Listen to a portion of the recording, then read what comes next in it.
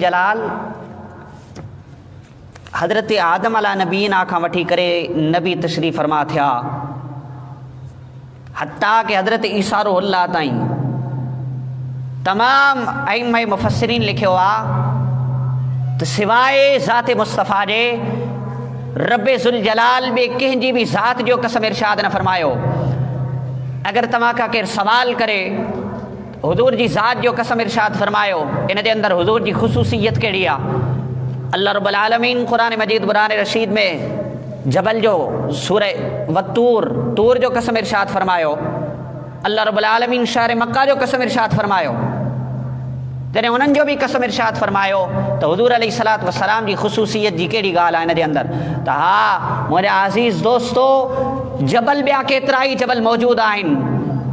कंहिं बि जिन्स जे अंदर अगरि कंहिं शख़्स खे ख़ासि करणो हूंदो आहे त उन अफ़राद खे ख़ासि कयो वेंदो आहे।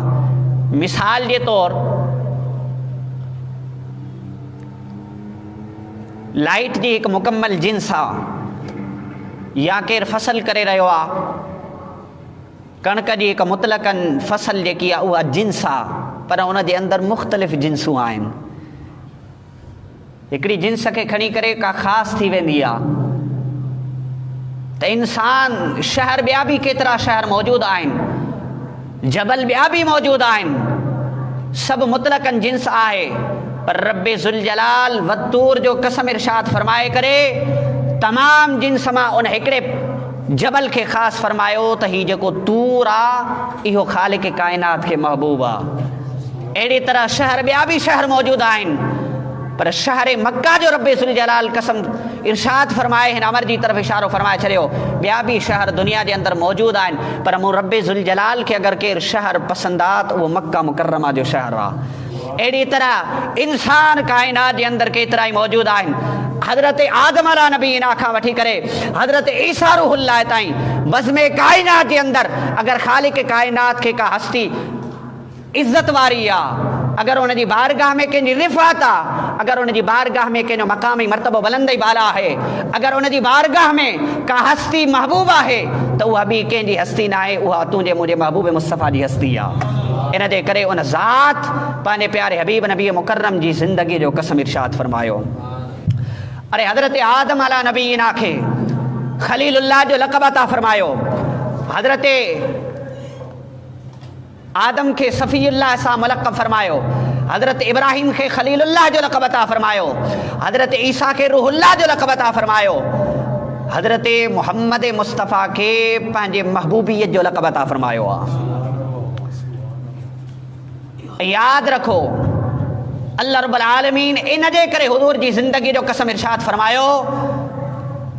जंहिं वक़्तु ॿिया नबी आया, हज़रत आदम, हज़रत शीस, हज़रत नूह, हज़रत हूद अलैहिस्सलाम, अलगर्ज़ कमोबेश 1,24,000 जेके बि अंबिया तशरीफ़ फरमा थिया, जंहिं वक़्तु माण्हुनि उन्हनि खां दलील पुछा कई त हर नबी पंहिंजे पंहिंजे एतबार सां मौजज़ो ॾेखारियो, कंहिं कहिड़ो मौजज़ो ॾेखारियो, कंहिं कहिड़ो मौजज़ो ॾेखारियो, पर जंहिं वक़्तु आका अलैहिस्सलातु वस्सलाम जन इस्लाम जी तबलीग ॾिनी आहे, उन रब्बे ज़ुल जलाल जी वहदानियत जो पैगाम पहुचायो आहे, त उन वक़्तु आका अलैहिस्सलातु वस्सलाम जन पथरनि खां कलमा पढ़ाए करे उन्हनि खे दलील नाहे ॾिनी, उन्हनि खे कंहिं पथर खां कलमो पढ़ाए करे दलील नाहे ॾिनी। आका अलैहिस्सलातु वस्सलाम पंहिंजी तरफ़ उन्हनि जबलनि खे घुराए करे दलील पेश नाहे फरमाई, या आका अलैहिस्सलातु वस्सलाम जन सूरज जा चंड जा 2 टुकड़ा करे दलील उन वक़्तु पेश नाहे फरमाई।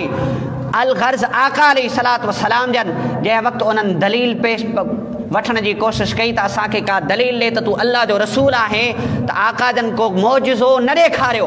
ख़ालिक़ काइनात फरमाए रहियो आहे, ए महबूब तूं उन्हनि खे छो नथो इहो फरमाए, फ़क़द लबिस्तु फ़ीकुम उमरम मिन क़ब्लिही, छा तव्हांजी ज़िंदगी जे अंदरि मुंहिंजी ज़िंदगीअ जो कुझु हिसो नाहे गुज़रियो?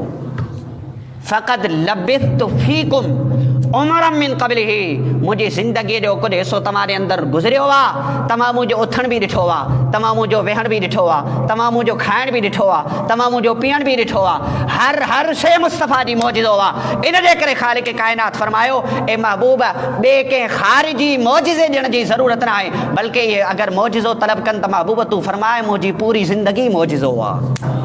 मुंहिंजे महबूब जो उथण बि मौजज़ो आहे, मुंहिंजे महबूब जो खाइण बि मौजज़ो आहे, मुंहिंजे महबूब जो हलणु घुमणु फिरणु सभु कुझु मुंहिंजे मुस्तफ़ा जो मौजज़ो आहे। इहा ई वजह आहे